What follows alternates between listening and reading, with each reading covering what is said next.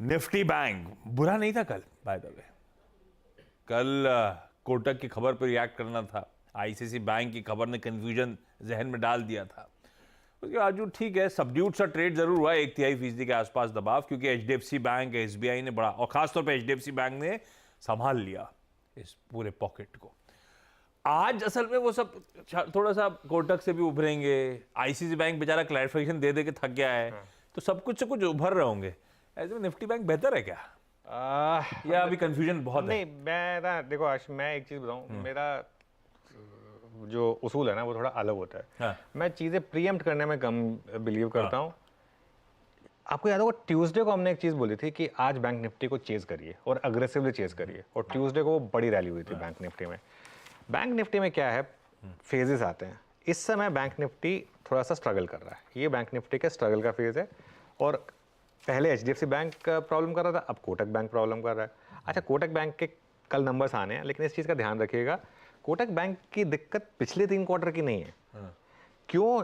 Kotak bank के numbers और बाकी के नंबर्स में फर्क है। कोटक बैंक के नंबर्स अगर अच्छे आ भी गए तो अभी दिक्कत आगे की है कोटक बैंक की, पीछे की नहीं है। मनियन साहब पिछले क्वार्टर नहीं छोड़ के गए थे, मनियन साहब अब छोड़ रहे हैं, और रोक अभी लगी है। पिछले क्वार्टर में रोक नहीं लगी है, तो पिछले क्वार्टर के नंबर्स तो अच्छे आएंगे, हमको पता है।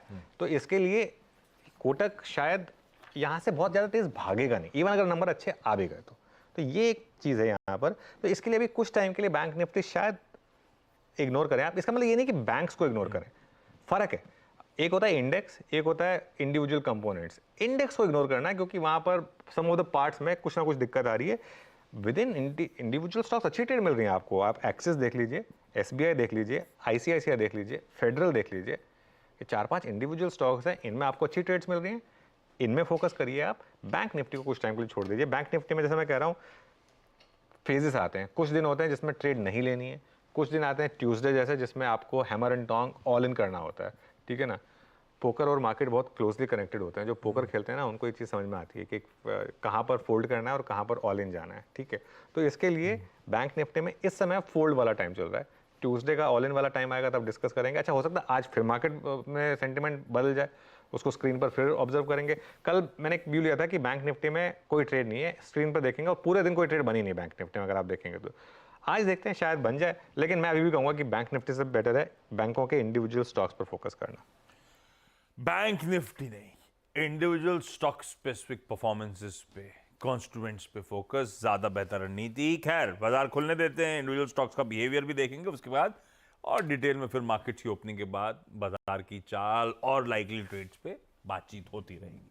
मॉर्निंग पैनल रेडी हो रहा है सीएनबीसी आवाज का, फ्राइडे के दिन हमारी मदद करने के लिए। कुछ ही देर में इन पैनल पे चलेंगे। कुछ कह रहे हो आप? आज के बिग स्टॉक्स का स्टिंग प्ले आउट करिए प्लीज। आज कितने और कौन कौन से? आज 4 बिग स्टॉक्स हैं। हाँ। और इसमें मैं एक चीज कहूंगा, 4 में से 2 तो ऑब्वियस हैं, 2 मैंने थोड़े नॉन ऑब्वियस लिए हैं।